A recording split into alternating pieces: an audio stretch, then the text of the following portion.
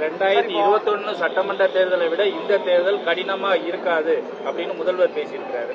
அதாவது 10 ஆண்டு காலம் அதிமுக ஆட்சி செய்தும் கடந்த சட்டமன்ற தேர்தலில் திமுக வெறும் 125 தொகுதியில் தான் வெற்றி பெற்றது.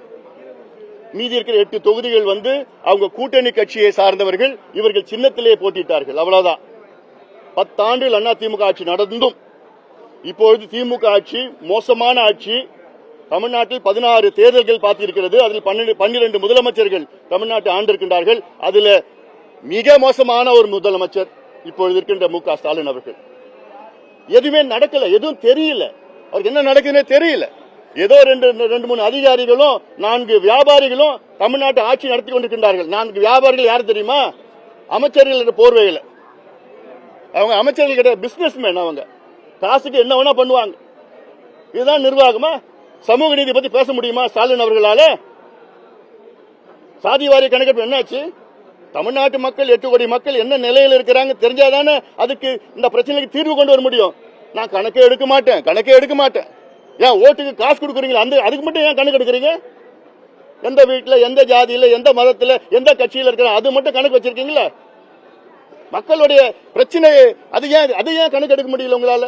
கர்நாடகா எடுத்துடுச்சு, ஆந்திரா எடுத்துடுச்சு, தெலுங்கானா எடுத்துடுச்சு, ஒரிசா எடுத்துடுச்சு, ஜார்க்கண்ட், பீகார் எடுத்துடுச்சு. அதிகாரம் இருக்கு, சட்டம் இருக்குது, எல்லாமே இருக்குது. ஏன் எடுக்க மாட்டீங்க?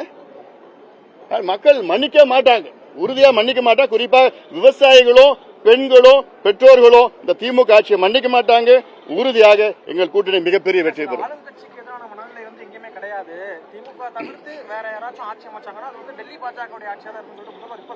அதான் அன்றாட அவருக்கு பயம் வந்துடுச்சு. அன்றாட ஏதோ உளறி கொண்டிருக்கின்றார். அந்த பயத்தில் ஏதாவது சொல்லணும். ஏன்னா மக்கள் அவர் மீது நம்பிக்கை முழுமையை இழந்து விட்டார்கள்.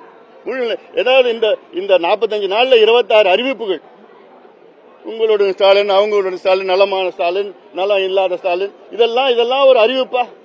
ஏன் 5 ஆண்டுகள் என்ன பண்ணீங்க? கடைசி நேரத்தில் இப்ப என்ன அறிவிப்பு உங்களுக்கு? இளைஞர்கள் அவங்க மனசுல இதெல்லாம் சொல்லணுமா? அது என்ன அறிவிப்பது? கனவை சொல்லுங்கள் இளைஞர்களே. இளைஞர் என்ன சொல்ல போறாங்க முதலமைச்சர்கிட்ட? ஐயா முதலமைச்சர் அவர்களே, எங்க கனவு, இளைஞர்களுடைய கனவு என்ன? தமிழ்நாட்டில் கஞ்சா இருக்கக்கூடாது, போதைப் பொருட்கள் இருக்கக்கூடாது, சாராயம் இருக்கக்கூடாது, மது இருக்கக்கூடாது, ஊழல் இருக்கக்கூடாது, லஞ்சம் இருக்கக்கூடாது, விவசாயிகள் மகிழ்ச்சியா இருக்கணும், நீர் மேலாண்மை முக்கியத்துவம் கொடுக்கணும், ஆத்துல தடுப்பணை கட்டணும், ஆறுகளை அழிக்க கூடாது, கல்வி இலவசமா தரமா கொடுக்கணும், சுகாதாரம் இலவசமா தரமா கொடுக்கணும். இதுதான் இளைஞர்களுடைய கனவு. இதுல ஏதாவது ஒண்ணு நிறைவேற்ற முடியுமா ஸ்டாலின் அவர்களால? நிச்சயமா முடியாது. சார், எங்களிடம் இருக்கிற தரவுகளின் அடிப்படையில தலைவர் நீங்க தான் சொல்லிக்கிறாங்க தேர்தல் ஆணையம். அதெல்லாம் முடிஞ்சு போன கதையை முடிஞ்சு போனது ஏன் பத்தி பேசிட்டு இருக்கேன். இனிவதற்கான வாய்ப்பு